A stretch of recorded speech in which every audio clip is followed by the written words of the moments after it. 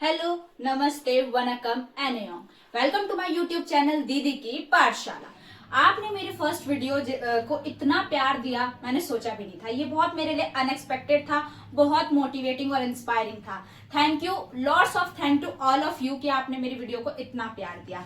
तो जैसे कि आज आपने मेरी वीडियो का थंबनेल देख ही लिया होगा कि how to become a teacher after class 12। तो आज हम बात करेंगे कि क्लास 12 के बाद आप लोग टीचर कैसे बन सकते हैं। जैसे कि अभी 12th क्लास के एग्जाम्स खत्म हुए हैं, कुछ ऐसे एग्जाम्स है जो कुछ बच्चों के रहते हैं, तो आज या कल में या फिर 2-3 दिन में वो एग्जाम्स खत्म हो जाएंगे। उसके बाद करियर की टेंशन एक बहुत बड़ी टेंशन होती है बच्चों के लिए। और आप में से बहुत सारे बच्चे ऐसे होंगे जिन्हें कहीं ना कहीं, जिनका एम होगा, जिनका ड्रीम होगा कि मुझे एक बहुत अच्छा टीचर बनना है। तो उसके लिए आप क्लास 12 के बाद से ही क्या कर सकते हैं जिससे कि आप एक बहुत अच्छे और बेहतर टीचर बने, यही बात आज हम इस वीडियो में करने वाले हैं। तो जैसे कि मैं आपको बता चुकी हूं कि मैंने खुद डीएलएड किया हुआ है, डीएलएड यानी डिप्लोमा इन एलिमेंट्री एजुकेशन।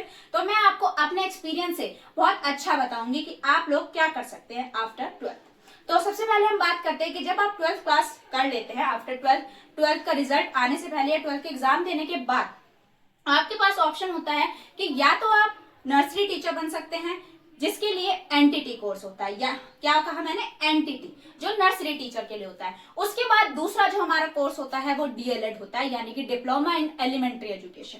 उसके बाद हमारा थर्ड कोर्स होता है बीएलएड, यानी कि बैचलर्स इन एलिमेंट्री एजुकेशन। अब इनमें डिफरेंस क्या होता है? अगर हम बात करें एनटीटी की, तो उसे कहीं कहीं डीपीएससी भी कहा जाता है, और ये पर्टिकुलरली और प्रॉपरली सिर्फ नर्सरी टीचर के लिए किया जाता है। इसको करने के बाद ये भी 2 ईयर की इसकी ड्यूरेशन होती है, और ये सिर्फ और सिर्फ प्राइवेट कॉलेजेस के थ्रू ही किया जा सकता है। इसके लिए दिल्ली में कोई गवर्नमेंट कॉलेज नहीं है। तो अब बात करें, उसके बाद हमारा दूसरा जो कोर्स आता है वो आता है डीएलएड। डीएलएड यानी डिप्लोमा इन एलिमेंट्री एजुकेशन, जो मैंने किया हुआ है। इसकी ड्यूरेशन भी 2 साल की होती है। 2 इयर्स की ड्यूरेशन के साथ ये कोर्स प्राइवेट एंड गवर्नमेंट दोनों ही कॉलेजेस में कराया जाता है। उसके बाद आपका थर्ड कोर्स आता है बीएलएड, यानी कि bachelors in elementary education. Bachelors in elementary education की अगर हम बात करें तो इसको ड्यू और बहुत सारी ऐसी यूनिवर्सिटीज हैं जो कराती हैं। अब बात करते हैं एडमिशन प्रोसेस की। तो एडमिशन प्रोसेस की अगर हम बात करें तो एनटीटी और बीपीएससी और डीएलएड और बीएलएड सभी के लिए कंपलसरी है एंट्रेंस एग्जाम। तो एंट्रेंस एग्जाम की अगर हम बात करें तो कौन लेता है एंट्रेंस एग्जाम, किसके लिए, किस तरीके का एंट्रेंस एग्जाम हमें देना पड़ता है? तो एनटीटी और डीपीएससी की अगर हम बात करें और डीएलएड की अगर हम बात करें तो ये सेम ही एससीईआरटी, जो हमारी state council of education research and training है, उसके थ्रू एक एग्जाम कंडक्ट कराया जाता है। सीबीएसई इस एग्जाम को कंडक्ट कराता है। ये एंट्रेंस एग्जाम एवरी ईयर लिया जाता है for admission process of DElEd और एंड डीपीएससी। तो एवरी ईयर ये एग्जाम होता है। अभी नेक्स्ट मंथ अप्रैल एंड में आपको, या फिर मई के स्टार्टिंग में आपको ये एग्जाम्स की नोटिफिकेशन देखने को मिल जाएगी। अगर आप हमारे चैनल के साथ जुड़े रहते हैं तो ये नोटिफिकेशन मैं आपको खुद बताऊंगी, खुद दूंगी कि आप किस तरीके से एंट्रेंस एग्जाम की तैयारी कर सकते हैं, कब आपको फॉर्म्स फिल करने हैं और क्या पूरा प्रोसेस रहने वाला है।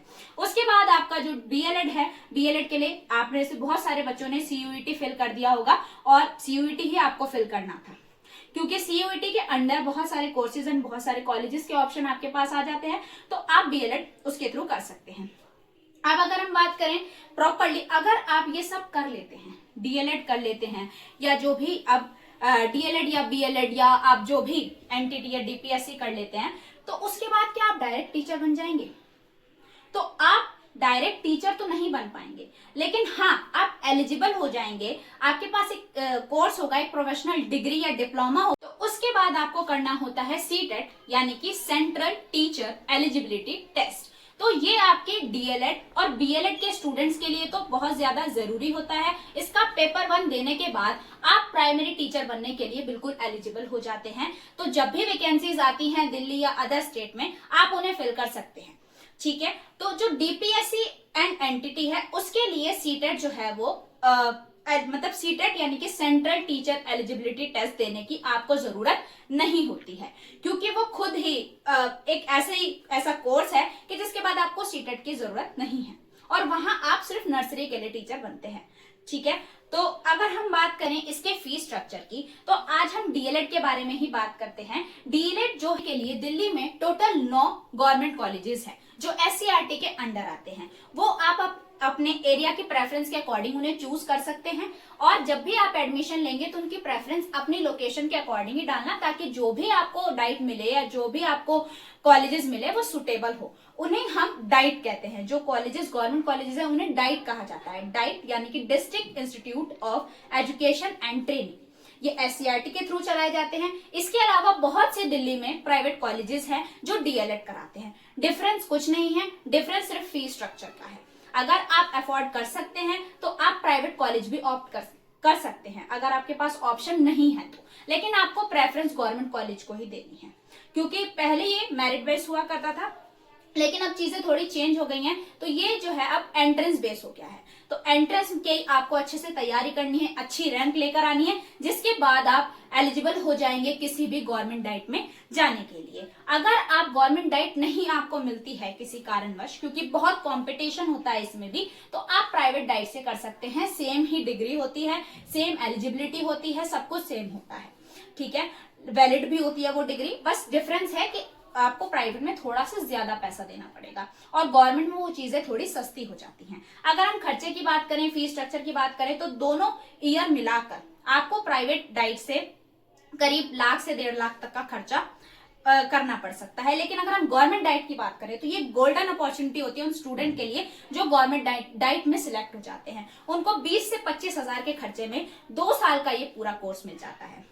तो ये सिर्फ डिफरेंस होता है, बाकी ऐसा कुछ खास डिफरेंस नहीं होता है। लेकिन हाँ, अगर आप डाइट को रेगुलर बेसिस से करते हैं, आप ओपन से भी बहुत सारे ऐसी एरियाज हैं, जैसे कि कुछ लोग ग्वालियर वगैरह से या कुछ अदर स्टेट से भी कर लेते हैं ये कोर्सेज, तो उनमें और रेगुलर वाले इंसान में थोड़े डिफरेंसेस देखने को मिलते हैं, क्योंकि वहां रेगुलर जाते हैं आप लोग, आपको एक्सपीरियंस मिलता है, बहुत सारी चीजें आप सीखते हैं। क्योंकि जो कोर्सेज हैं डीएलएड वगैरह, ये ऐसे कोर्सेज हैं जो सिर्फ पढ़ाई के लिए, मतलब आपको यहाँ पर पढ़ना नहीं है, यहाँ पर आपको एक्सपीरियंस जितना आप गेन करेंगे आप उतने अच्छे टीचर बन पाएंगे।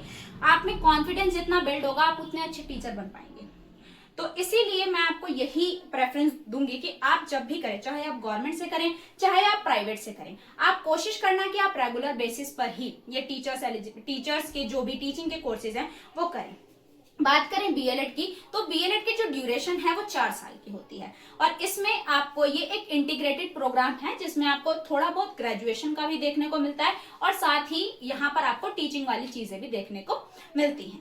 तो और इसमें आप अगर पेपर 1 और पेपर 2 दोनों क्लियर कर लेते हैं तो कुछ जगह पर बीएलएड को प्राइमरी के साथ साथ सेकेंडरी क्लासेस के लिए भी एलिजिबल माना जाता है। लेकिन कुछ जगहों पर अभी ऐसा नहीं है, तो बीएलएड को प्राइमरी टीचर के लिए ही माना जाता है। तो अगर आपको प्राइमरी टीचर बनना है तो सबसे सुटेबल जो कोर्स है आपके लिए वो डीएलएड है, और डीएलएड के बारे में मैंने आपको वीडियो में बता दिया है। बाकी आपको अगर कोई और इन्फॉर्मेशन डीएलएड के बारे में एक डिटेल्ड वीडियो चाहिए, क्या फीस स्ट्रक्चर है, कौन सी वो 9 गवर्नमेंट डाइट्स हैं जहां आप एडमिशन ले सकते हैं, एंट्रेंस एग्जाम में कौन कौन से सब्जेक्ट्स आने वाले हैं, ये सब डिटेल्स और सारी चीजें अगर आप चाहते हैं तो आप कमेंट कर सकते हैं। आपकी जो भी क्वेरीज है आप उन्हें प्लीज कमेंट कीजिए, ताकि मुझे आसानी रहे, मैं बता सकूं नेक्स्ट वीडियो के लिए, मुझे क्लू मिल जाए कि मुझे किस टॉपिक पर नेक्स्ट वीडियो बनानी है।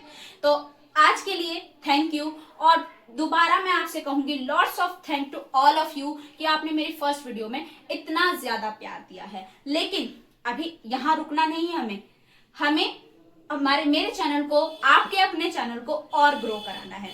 आप जहां जितना शेयर कर सकते हैं मेरे चैनल को उतना शेयर कीजिए, और मैं आपसे वादा करती हूँ कि जो इन्फॉर्मेशन यहाँ पर आपको मिलेगी वो बिल्कुल ऑथेंटिक होगी।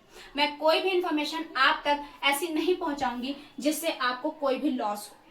तो आप जितना हो सके मेरे चैनल को सब्सक्राइब करने की कोशिश करें, शेयर करें, लाइक करें, कमेंट करें, और मुझे बहुत अच्छा लगेगा अगर आप लोग इसी तरीके से मेरे साथ बने रहेंगे। जैसे मैंने आपको कहा था कि सोशल साइंस से रिलेटेड वीडियोस आपको मिलेंगी, तो वो वीडियोस आपको जल्दी ही अपडेटेड करिकुलम के साथ मिलनी स्टार्ट हो जाएंगी। तो अभी के लिए thank you, thanks to all of you and good bye. मिलते हैं नेक्स्ट वीडियो में।